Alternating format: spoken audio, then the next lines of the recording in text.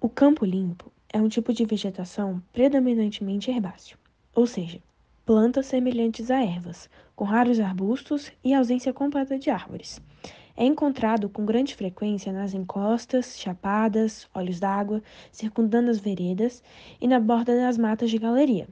Seus solos são encontrados com características variadas de coloração, texturas e graus variados de permeabilidade. O campo sujo é composto por arbustos herbáceos. Sua fisionomia é encontrada em solos rasos e, eventualmente, com pequenos afloramentos rochosos de pouca extensão, ou em solos profundos de baixa fertilidade. O campo sujo pode apresentar três subtipos fisionômicos distintos. Como o lençol freático profundo, ocorre o campo sujo seco. Se o lençol freático é raso, há o campo sujo úmido. E quando na área ocorrem microrrelevos, existe o campo sujo com murundos. O campo rupestre é predominantemente herbáceo arbustivo, com a presença de árvores pouco desenvolvidas, de até 2 metros de altura. São solos ácidos e pobres em nutrientes. Geralmente ocorrem em altitudes superiores a 900 metros, em áreas onde há ventos constantes e variações extremas de temperatura, com dias quentes e noites frias. O cerrado rupestre é um tipo de vegetação arbóreo-arbustivo, que ocorre em ambientes rochosos.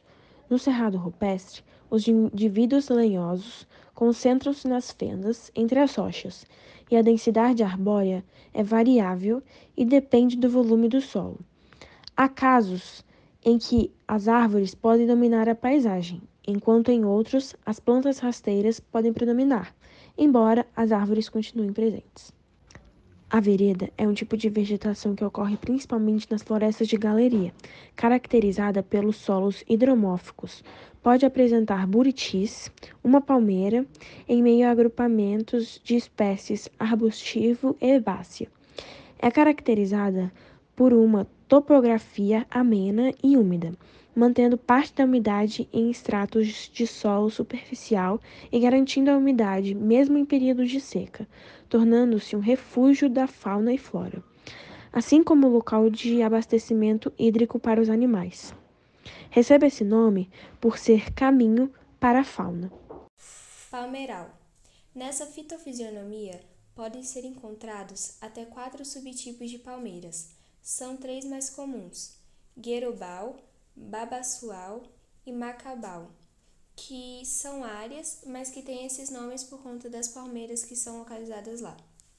Essa área são áreas que apresentam gramíneas e que é uma área considerada savana, por ter essas palmeiras, que mesmo não sendo árvores, apresentam porte arbóreo.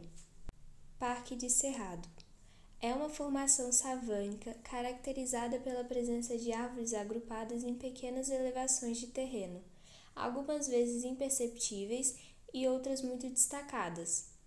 Essas árvores, elas podem ter em média a altura de 3 a 6 metros. Cerrado Ralo. O Cerrado Ralo apresenta uma vegetação arbóreo-arbustiva, com gramíneos e com árvores de pequeno porte que podem chegar de 2 a 3 metros de altura. Cerrado típico. O cerrado típico é um subtipo de vegetação predominante arbóreo-arbustivo, árvores de médio porte, retorcidas e com tronco grosso, folhas cerosas entre arbustos e gramíneas. Cerrado denso. Vegetação predominante arbóreo, com cobertura de 50% a 60% e altura média de 5 a 8 metros. Representa a forma mais densa de cerrado. Cerradão.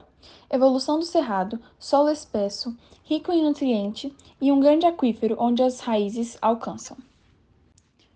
Mata seca. Apresenta muitas rochas com árvores em cima. As rochas são calcário, que dá um solo rico em nutriente, o que facilita o desenvolvimento das árvores. A mata seca tem esse nome, pois no inverno falta água para as árvores, pois a água se infiltra no calcário. Mata de galeria. Árvores que estão ao longo de cursos de rios, copas de árvores que se tocam, cobrindo o curso do rio. Possui solos predominantemente bem drenados. Árvores de 20 e 30 metros, um local relativamente úmido até na época da seca. Mata ciliar. Essa fitofisionomia apresenta árvores que estão ao longo de um curso com copas que não conseguem se encostar. É uma mata estreita que dificilmente passa de 100 metros de largura da margem. Ocorre geralmente em terrenos acidentados, podendo haver uma transição nem sempre evidente para outras fisionomias, como a mata seca e o cerradão. É uma fitofisionomia que apresenta solos rasos com árvores de 20 a 25 metros. Povos tradicionais. Sobre povos tradicionais, nós temos calungas, quebradeiras de coco-babaçu, gerazeiros e comunidades vazanteiras. Calungas são comunidades quilombolas localizadas na Chapada dos Veadeiros, que preservam seu meio de vida com plantio de roças, criação de animais e conhecimento de plantas do cerrado.